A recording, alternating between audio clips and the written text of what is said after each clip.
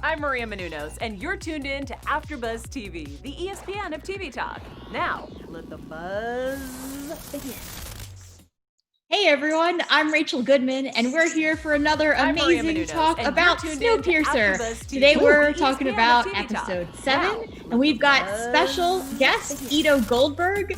You can see Ito as Bennett in Snowpiercer. He's also been on Supergirl, The Last Tycoon. He's in Westworld, and he's been in movies such as The Zookeeper's Wife and the film Driven.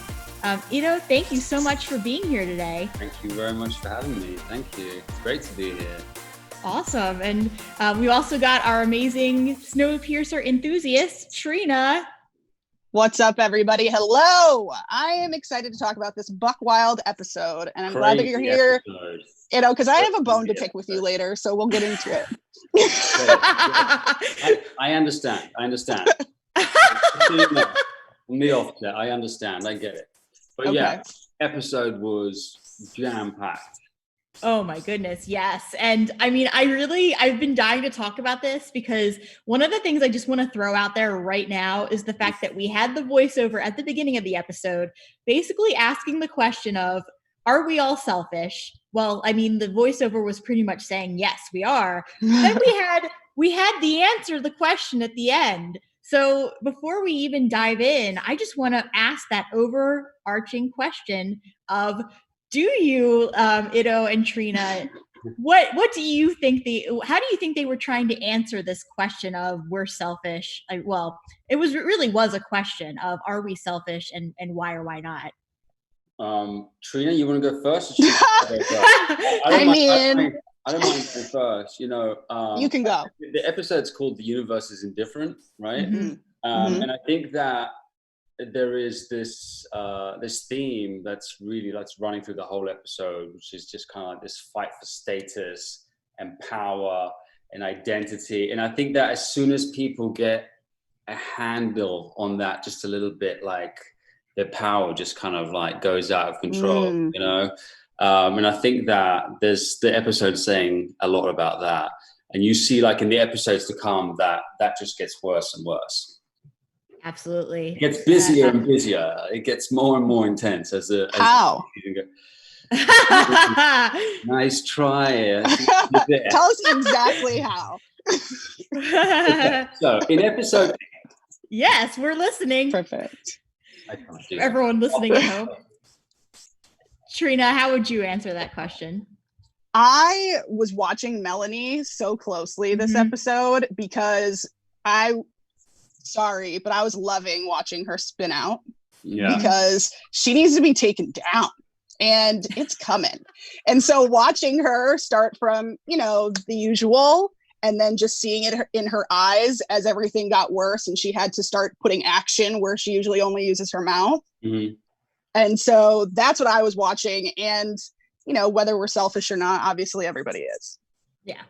So my take on it as a writer is that they were specifically bookending it this way so that we could kind of look through what Melanie was going through to kind of go off what you were saying, Trina.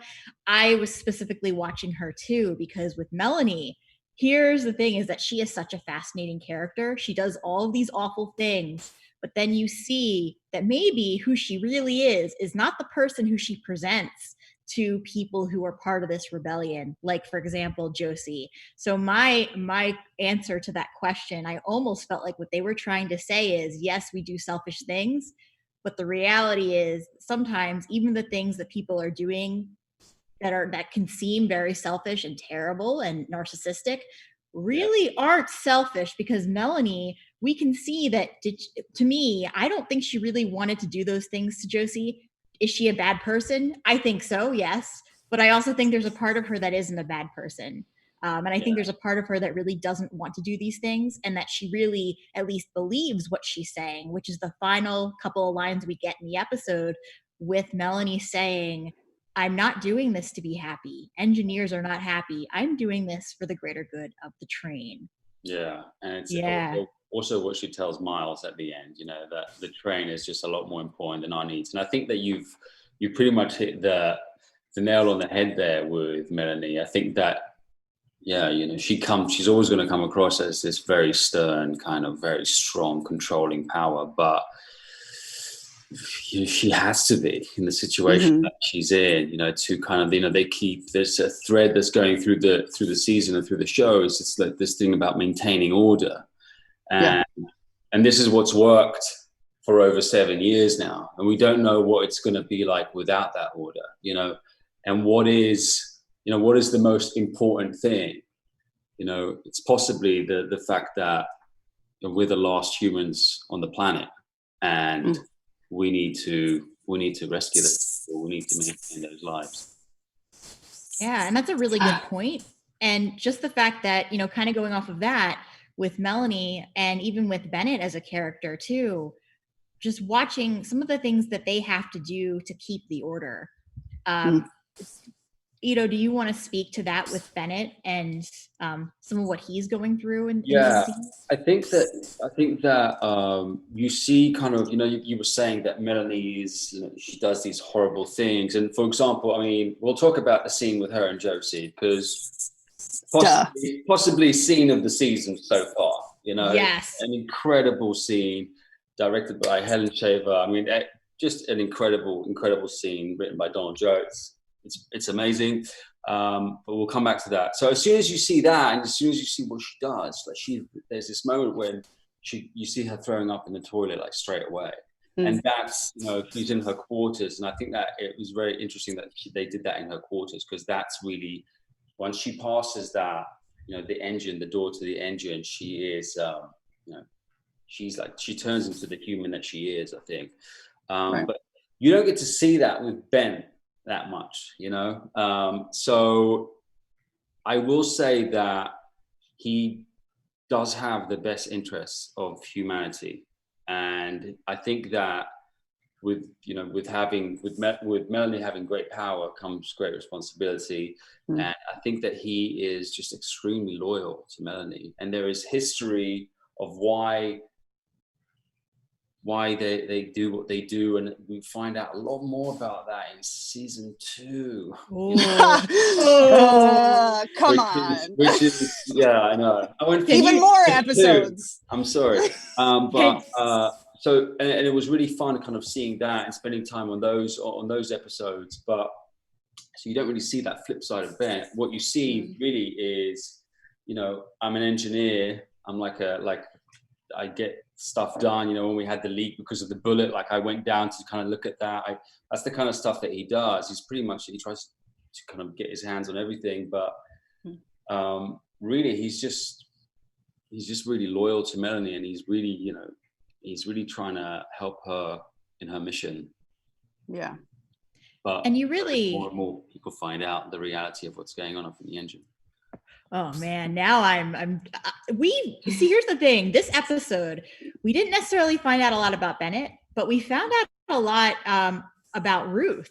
And that kind of ties into what we eventually see with Melanie and her. That courtship scene with her and yeah. Was beautiful. It was beautiful. So good. And she's amazing. Yeah, she's amazing. She's also an amazing person as well. She's really great. Yeah. See, we love it. We do. She and it's so heartbreaking when they go for sushi and suddenly she's surrounded by this coup, and she doesn't because she never gets attention. Yeah. She never gets attention. She's never the one that anything's about. Suddenly someone is seeking her out to spend some time with her for supposedly only reasons just to be around her, and then bam. And then Melanie makes it even worse, like she always does. And that's the thing. We've got a Melanie fan here. We're not. And the other thing about Ruth as well is that she is so loyal to Mr. Wilford, and she's so loyal to the whole aspect of hospitality and service and serving the guests and being, utilizing that whole thing. So that moment when she comes back to Melanie, that's the real Ruth. Like, she was gonna tell her everything. Yeah, it was really, really heartbreaking to see that.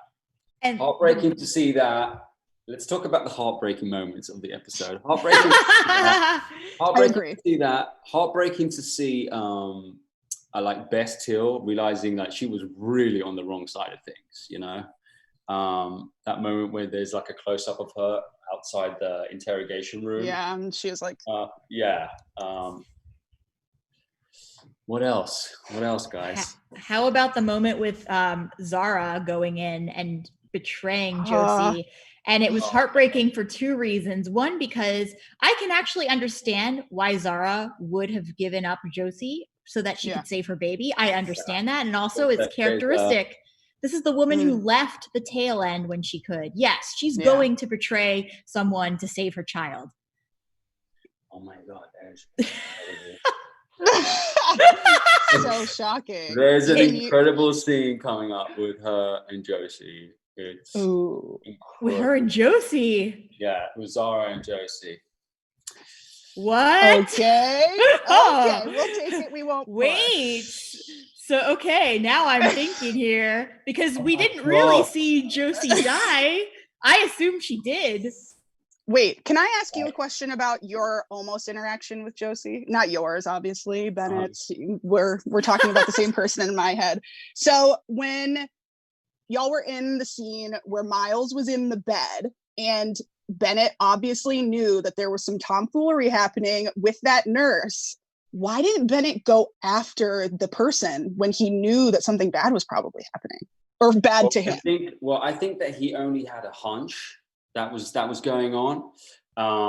So it is, he kind of figured that something was going on, and he wanted to go in and have a look. But when he got into the room, nothing was going on, and someone had just left. So whatever he thought was happening wasn't happening anymore.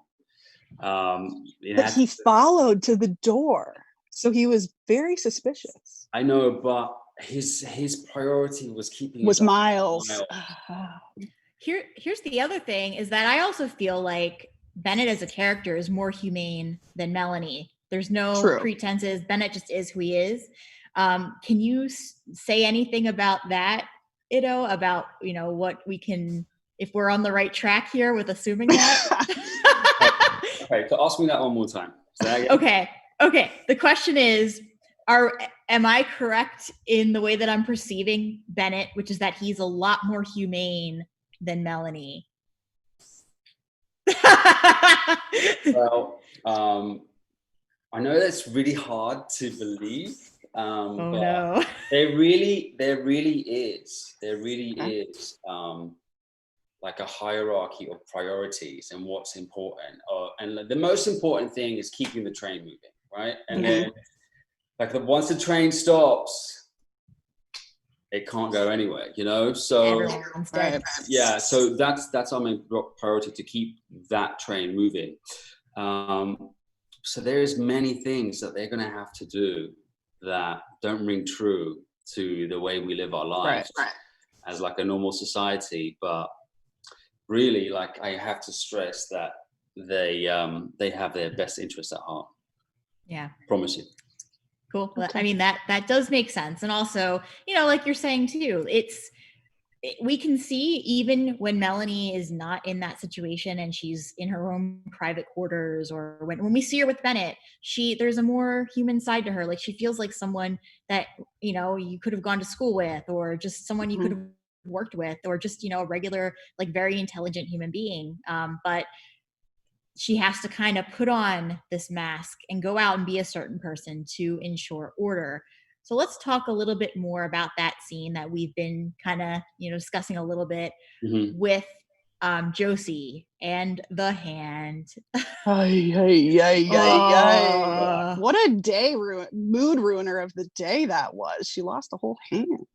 Yeah, and the way that she lost a lot more, didn't she? And then more after that, but yeah. We didn't have to see that part. I know, it was very brutal, but I just love like the back and forth in that scene. And I texted Katie today to say like, you were so good in that scene. And she's so, what I love about Josie in that scene is she's so brave. Yeah. You know, she's so brave. Like she knows exactly what's going to happen. She knows she's not getting out of there. And she still like challenges Melanie and tells her exactly what she thinks of her. Wouldn't it be nice to be that brave? Yeah. Especially too when you know that it might not get you anywhere. So, you know, in that situation, which is what I think all of the brave people on the train know, is that it might not get them anywhere, but that's how they'll be remembered. Yeah. Definitely. And that's the whole thing. And that does ring true, just to mention the movie for a second, that rings true to the way they portrayed people in the movie Snowpiercer as well, which was that the bravest acts people might not remember you as being a hero for them. But and you might move into the fabric of everything. Yeah. And that's the tragedy. And that's what makes this so enjoyable is that it is very realistic in that sense, that there are heroes that do things every day and they won't necessarily be seen for it. That, as the title of the episode suggests, the universe is indifferent. So, so brought that together for me, Rachel. Very nice. Yeah.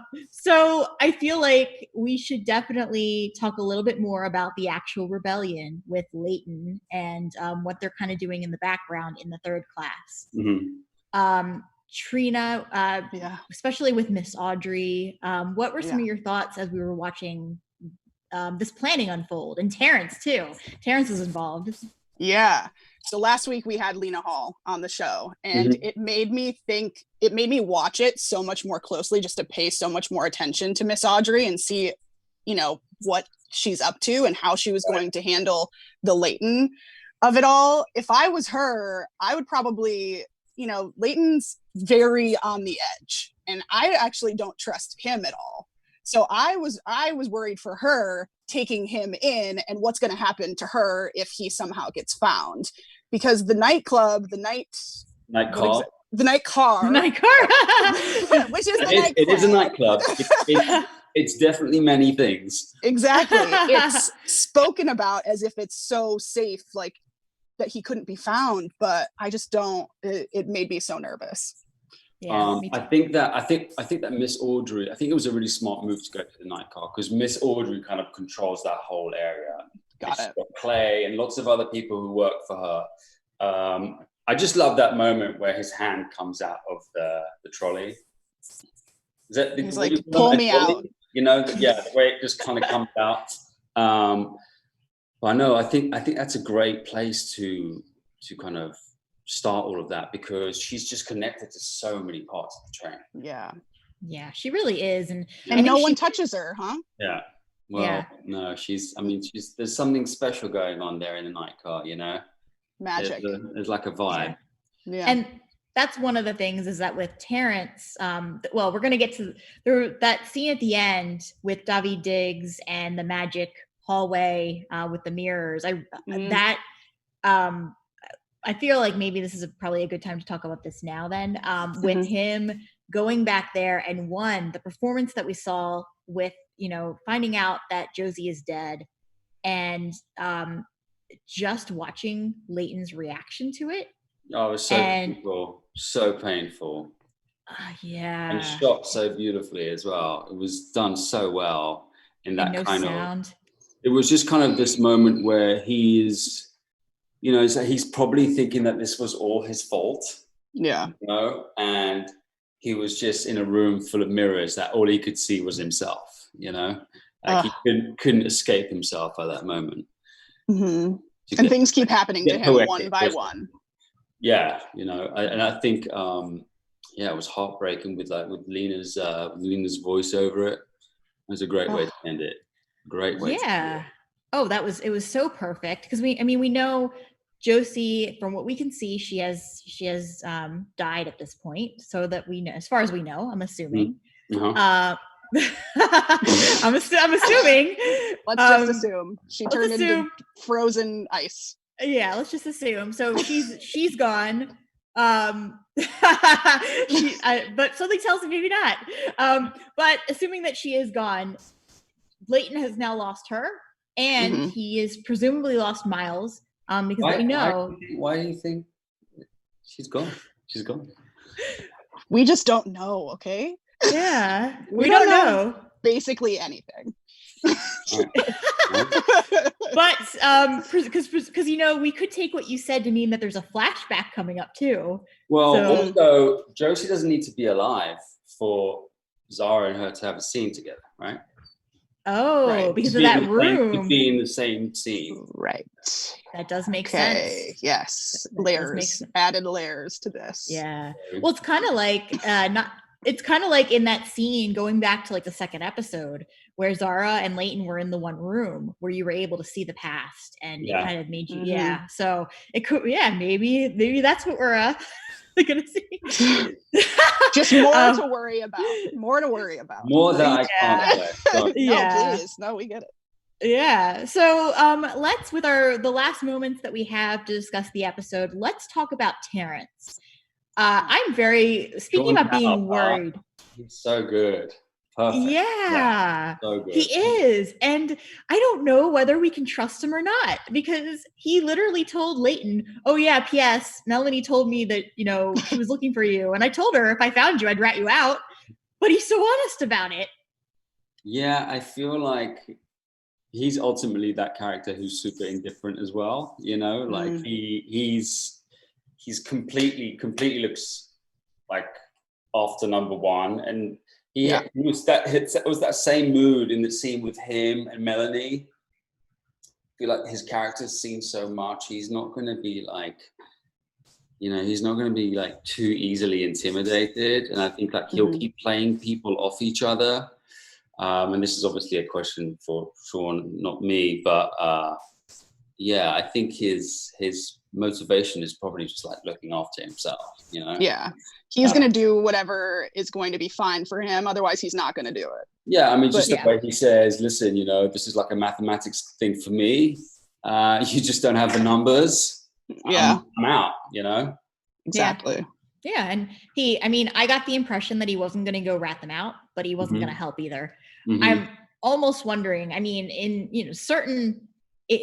for me, I feel like this show is so realistic that not to get too prediction-y, but I feel like Terrence is probably never going to join them, and that his own selfish gain will probably keep him exactly where he is, which is kind of in this neutral place of, surviving, but not necessarily not being a hero and not being the enemy either. So that just, he kind of strikes me as that person who's just kind of gonna skate through. Yeah, that would be the smart thing. Yeah, but what's interesting is I kind of find that character unpredictable. Someone who's so willing to just look after himself. I think that's a really interesting kind of element to his character. I kind of find him unpredictable, and Sean plays him so amazingly. So amazing, like kind of like it's like bad, Yeah. We know that he's seeing bad things. Yeah, he's grimy. He's no good. Yeah. And he's part of the drug trade, so we know like that he's the one that's kind of bringing the drugs in and out. So he is being proactive about certain things, but obviously this is a bad world. There's going to be drugs. There's no, he's being proactive about looking after himself, basically. Yeah. Yeah. There we go. Yeah, exactly. So let's just this brings us back. I feel like there were so many moving parts in this. This kind of brings us back to that final scene again where we see Miles and he's about to enter the engineering room. Yeah. So I almost felt like this was the Willy Wonka moment in a dark Willy Wonka world where the little boy suddenly becomes the future chief. Yeah. I really liked that scene. It was a good scene. I really liked how Melanie's eyes are so dark. like the makeup and like the day that she had. Yeah. Like, you almost can't see her eyes when she's talking to him. And yeah, you know, it's an apprenticeship, and you know, maybe it's just, you know, taking what's really close to Layton, you know. You know, yeah, yeah. And it makes that really interesting. And I think that after, I mean, Layton's got serious bones to pick with people. You know, like there's a lot of things he needs to settle a lot of scores. And next episode is bloody.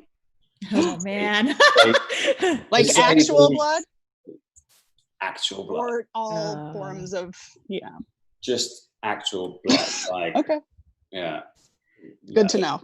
There's a lot of, it's intense, wild. I'm not just saying it, like we trust you. Wow. We do. Yeah. I want to say one more thing, and I just want to mention, to me, what was so interesting about these scenes with Miles is I really did enjoy that we got to see Bennett trying to bring him to Melanie. And as you know, like it was this like kind of tug of war between Bennett trying to get him one place. And then of course we had the scene, which in retrospect is more tragic, with Josie giving Miles the orange so that he'll get sick, so that Bennett and Miss Gillies will have to take him to medical. And it was very that dynamic of Miss Gillies and Bennett on the one side of the door, and then kind of being like, you know, trapped, blocked out, and then Josie on the other telling Miles the revolution is not over, it's strong. I loved that scene in particular. And this is even before we got to the interrogation room. Yeah, it was really cool. It was really spy film, that scene. Really good. And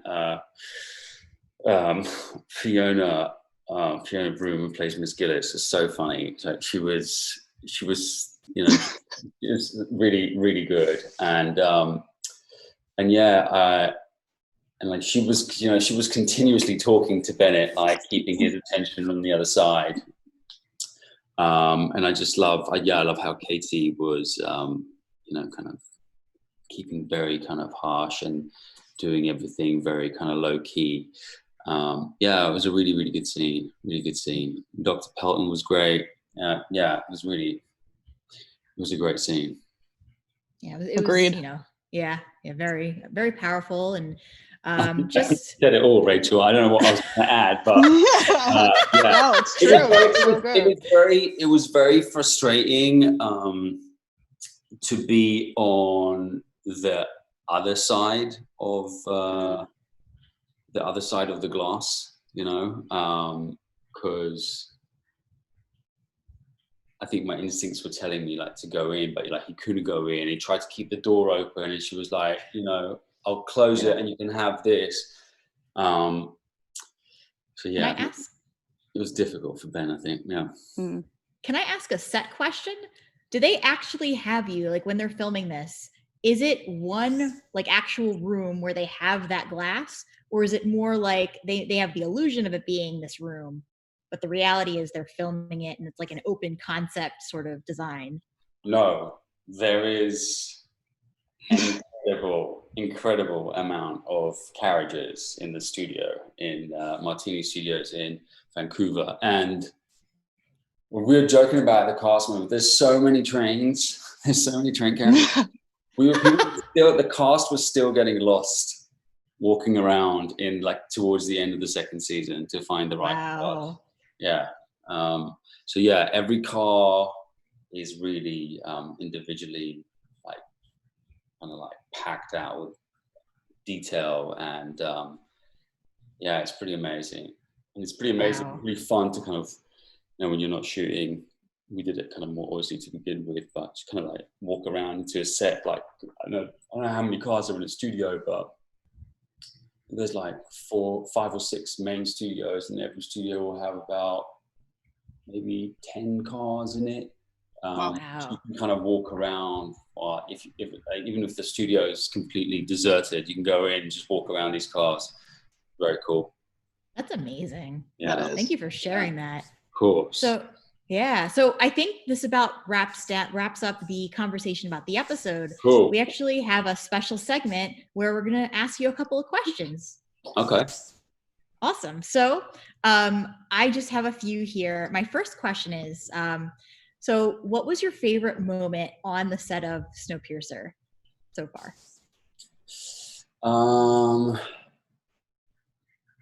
I think it comes in episode 8. So I can't look at it. But it was it was a real kind of opportunity for kind of Bennett to kind of get into action and take control of something. I have to say that in episode 6, we also had that malfunction with the bogey motor that had to be replaced. That was a lot of fun as well, working with Alex and Jennifer and Helen Shaver. That was a really fun part, and that motor was really heavy. Oh my God. It looked everyone. Brett Chang should get a huge shout for that fight scene with Jennifer and Katie McGinnis. Brett Chang and all of his crew, the stunt guys, are just incredible. And so we had to. Safety was like a real kind of issue. We had to kind of like really be very careful what we're doing there. So that was really fun. But yeah, I think episode 8 for Bennett was fun. Yeah. Well, we'll episode be watching. 8 seems to be where we need to be. Yeah. That sounds like the one. 8, 9, and 10 are just gonna fly. Okay. Oh man, good to know. Got it. And then my next question is, I read the Grapevine article from May where you actually had mentioned that you went and auditioned twice for Snowpiercer. And when you went back the second time, the first time didn't go the way you wanted. And my question is, as an actor, how do you bounce back from a situation like that and go in and not let the first time get to you when you go back in? You obviously want to be as prepared as you can when you're going into a meeting. Sometimes you can't be. Sometimes there's factors in life that kind of mess with that. And I'm not just blaming that. I was probably just today, but I guess like Whitney Horton and her crew kind of thought that it was, maybe that there was something there, and I apologize for being bad, but she was kind enough. She was kind enough to call me back, and I'm really, really glad she did, because this was a really fun ride. Yeah, I'm so happy, that Yeah, I mean, it is amazing seeing you as Bennett, and I could not picture anyone else in the role. So, going off of that too, the same article mentioned that you were a filmmaker, a photographer, and just have all these other interests. So my other question is, how do you balance your love of acting, photography, and filmmaking? It's actually difficult. I'm like a very amateur filmmaker. I have to say that. I'm very kind of base level. Like I'm really starting to kind of try and kind of put some stuff together. So I don't know if I can call myself a filmmaker just yet, but like photography has been a love of mine for many years. And over the last kind of 5 years, I think I've got more and more into it. The great thing about photography is unless you're only shooting portraits, you don't need anyone else to hang with. You just grab your camera and your tripod if you want to use a tripod that day, and you can walk around, drive around, and it's like I find it like a very kind of calming and like space clearing in my head process, and I just love it. So I can wake up one day, I wake up pretty early, I can get in the car, drive around, park up, walk around and take pictures that kind of interest me and make pictures that interest me. That's awesome. Yeah. Yeah, And no, it's really great. It's a really great thing to have that. Yeah. And what I mean, I know that you said that you don't quite like, you feel like you're more of an amateur filmmaker, but in the next coming years, if you were to focus more on the filmmaking, what types of films do you see yourself creating? Well, I've kind of messed around with like fiction and that kind of stuff, but I think the more you kind of spend time in the area, I think like for me, I want to just probably talk about things that we're dealing with in society that maybe kind of need to resonate a little bit more, to be heard a little bit more. So I think there is that they say that make movies about what you know, and I think after trying to make a few films, I think it's definitely true.